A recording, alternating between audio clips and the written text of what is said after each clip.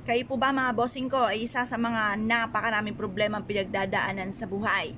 Asya mga bossing, huwag nyo pong hayaan na isang buti lang ang inyo pong gagamitin na bawang.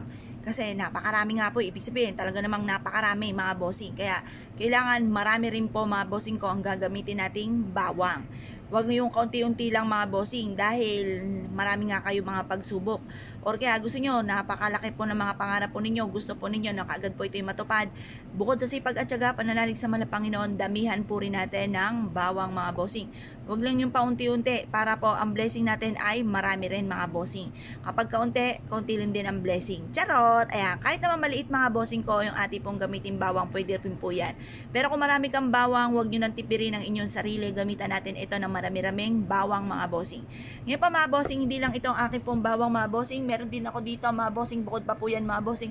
Marami akong bawang. Paborito ko ay bawang mga bossing, lalo na rin po pagdating sa usapin ng pampaswerte.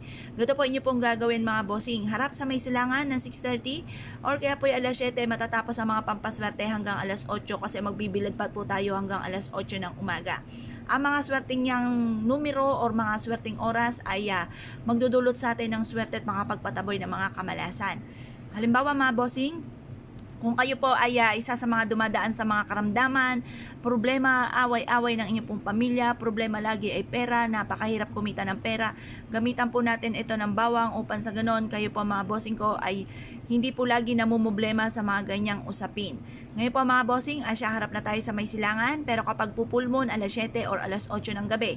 At pag naman sa umaga nyo siya gagawin, mga bossing ko, 6:30, alas 7 hanggang alas 8.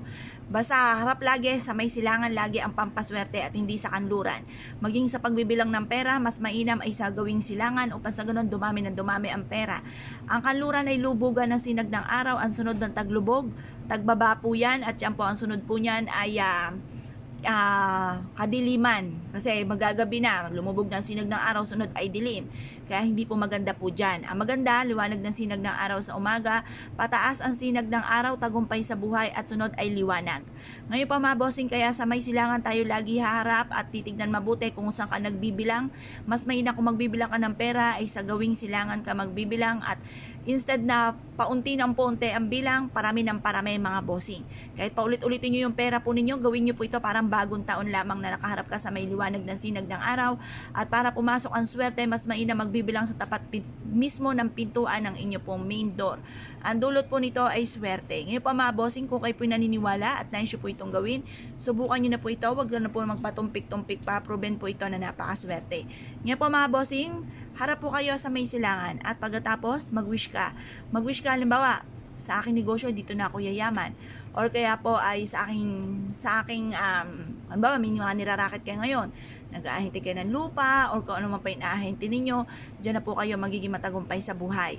Mag-wish na po kayo ng lahat ng gusto po ninyo na walang gamit na sana, direct to the point.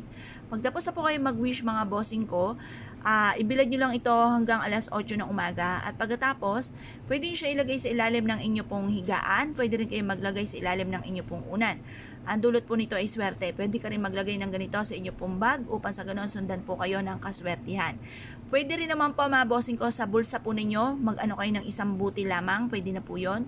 Pagkatapos kung halimbawa ikaw po ay pumunta sa, halimbawa po ay sa ospital or kaya po sa mga sementeryo, ito po ay bago kayo dumating na inyong tahanan, ihagis nyo po siya or ilaglag sa inyo pong dinadaanan. Para, kasi alam nyo po ba sa ospital, syempre alam nyo na marami po mga dyan, mga pumapanaw, kaya mas mainam na meron kayong ganito para hindi kayo kapitan ng mga negatibo.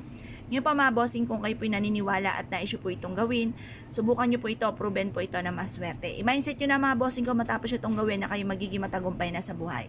Yan po mga bossing, salamat po!